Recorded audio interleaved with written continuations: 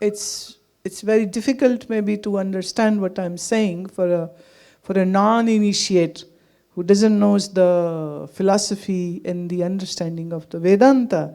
For that person it will be difficult. But I can give you one analogy that once you know what water is, then every bubble and every wave and every foam, whether of variant sizes or whatever it is, the undercurrent waves in the sea or the currents which are on the surface of the sea, every current is water.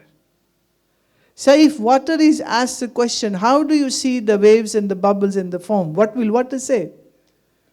Water says, well, it's me. So for Jnani, this whole world is me. I am recalling there is a beautiful Urdu couplet in which the sage is saying that all these beautiful faces are beads of my rosary. All these faces are like the beads of my rosary, the mala.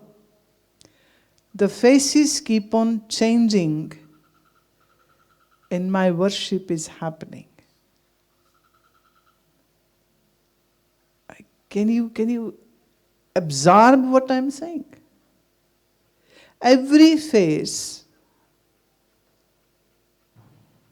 ये सोनी सूरतें मेरी माला के मोती हैं, सूरतें बदलती रहती हैं, इबादत होती जाती है.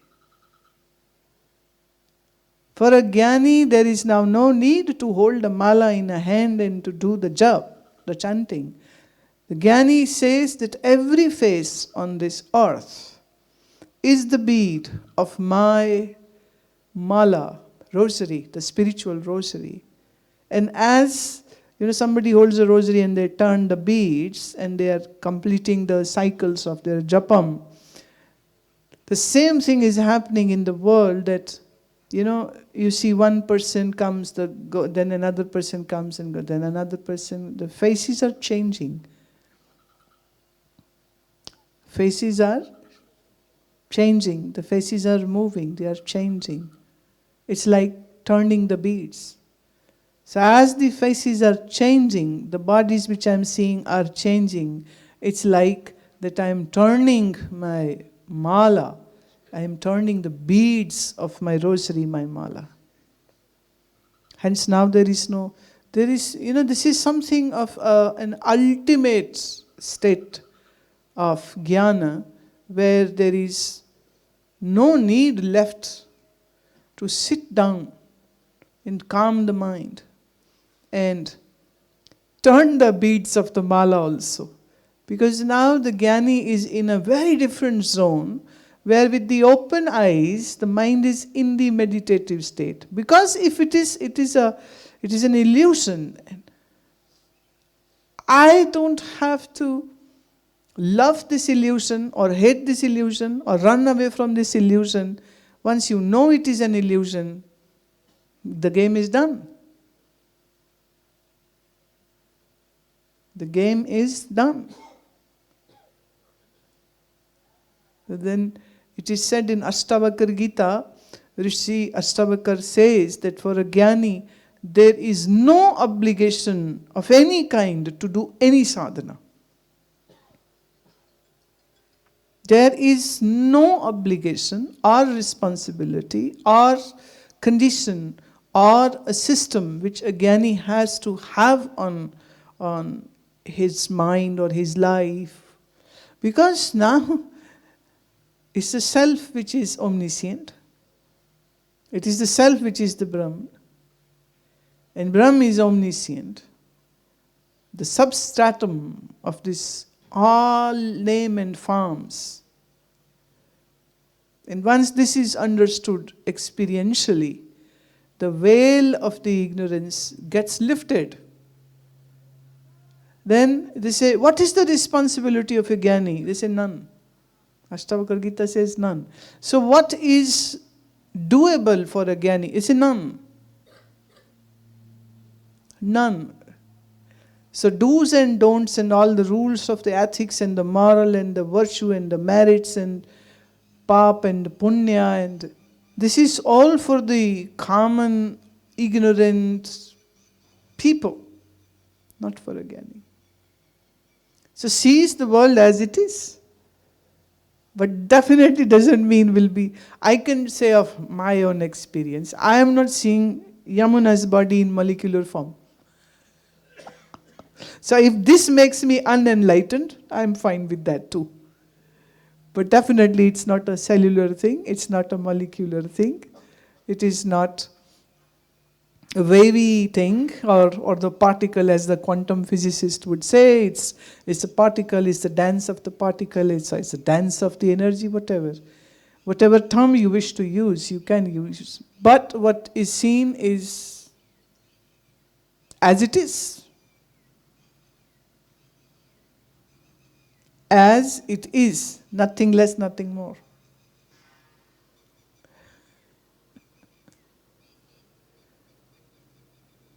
And you know, that is why Swamiji was remembering you.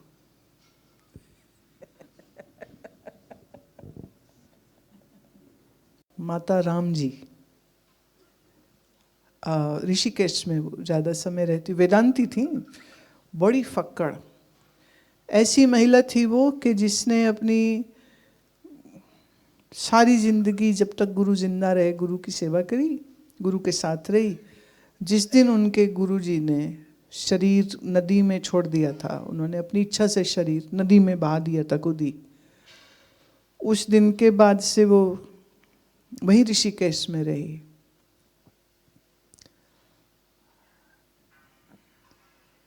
उन्होंने अपने बाल काट दिए थे, आदमियों वाले कपड़े पहनने लग गई, मुंह पे वो कालक लगा के रहती थी कि कहीं से भी वो न तो औरत लगे, ना वो सुंदर लगे, ना किसी पुरुष की दृष्टि उस पे आए, क्योंकि वो खुले में रहती थी। कोई मकान नहीं, कोई कमरा नहीं, कोई गुफा नहीं, कोई घर नहीं, गंगा किनारे। दो बड़े चट्टानें थी, उस एक चट्टान के नीचे जब बारिश ज़्यादा आती थी तो वो उसमें चली जाती थी।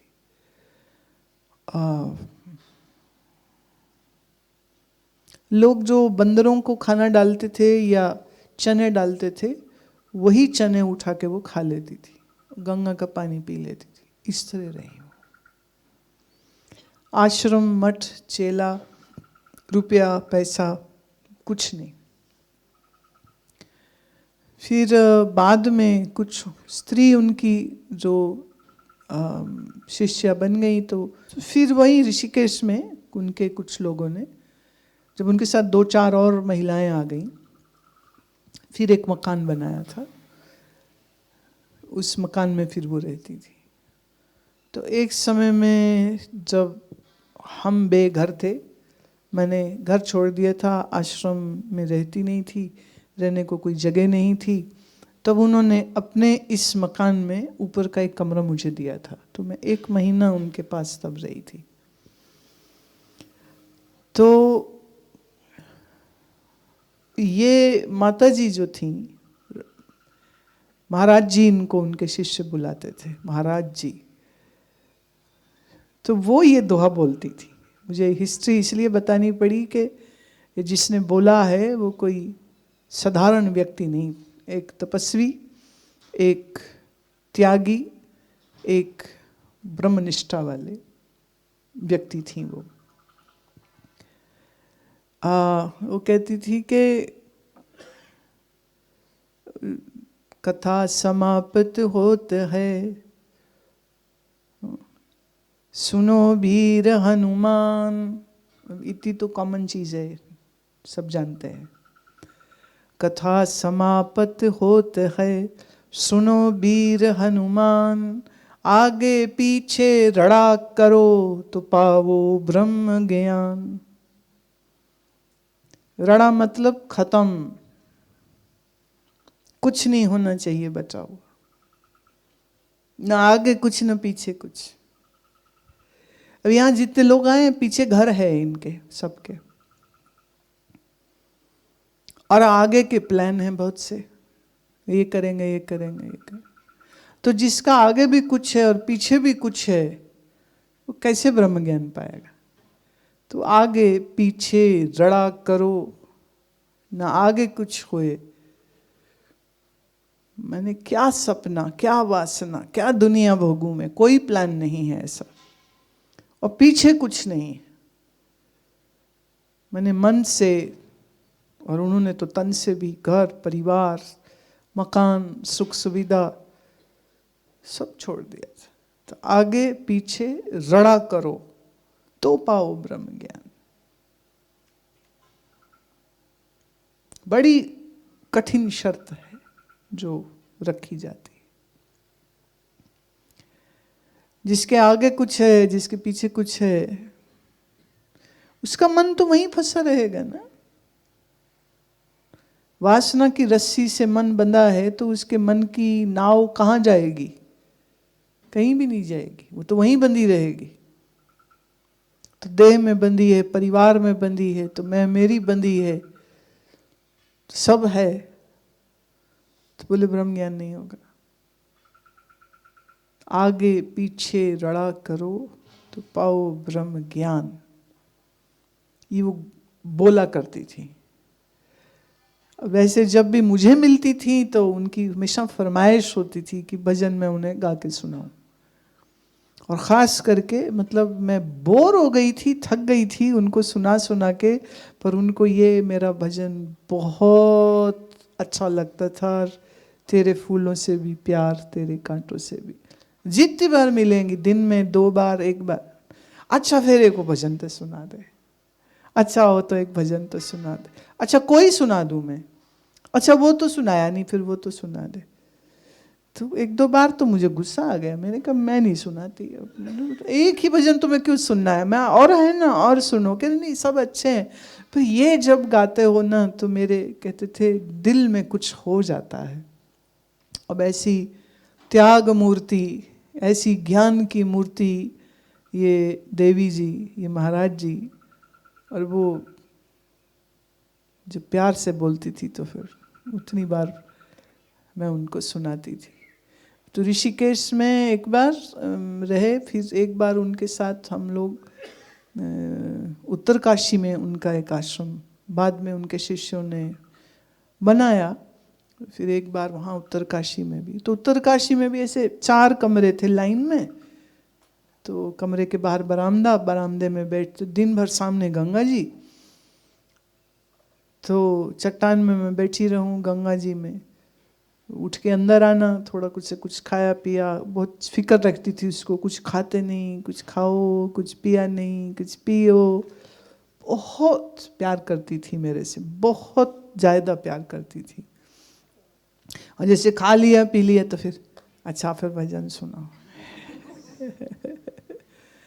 एंड माइंड यू कोई साज नहीं, कोई ताली नहीं, ताली भी नहीं, कुछ नहीं, बस ऐसे ही गाया करते थे। तो ये उनका ना पद मुझे याद आ गया। आगे पीछे रड़ा मतलब एक तो यह कि अपनी इच्छा से सब छोड़ देता है कोई, एक ये, और एक ये है कि उसके हालात ऐसे बन जाते हैं कि छूट जाता है। छोड़ना नहीं चाह रहा था वो, छूट जाता है। तो जब छूट जाता है तो फिर क्या करेगा? अब भाई लड़ पड़ा, माँ लड़ पड़ी, तो भाई या माँ ने जो तुमसे काम करवाने होंगे या जो उनकी चाहते होंगी तो वो भी तो खत्म हो गई ना साथ में। तो दुनियादारी की दृष्टि से तो बड़ा दुखांत है कि लड़ाई हो गई, भाई से लड़ाई हो गई, माँ से लड़ाई हो गई, बाप से, इससे हो गई उससे हो गई। लेकिन आध्यात्म की दृष्टि से देखें तो कहते ये तो रड़ा हो गया, तो आगे पीछे रड़ा करो और पाओ ब्रह्म ज्ञान।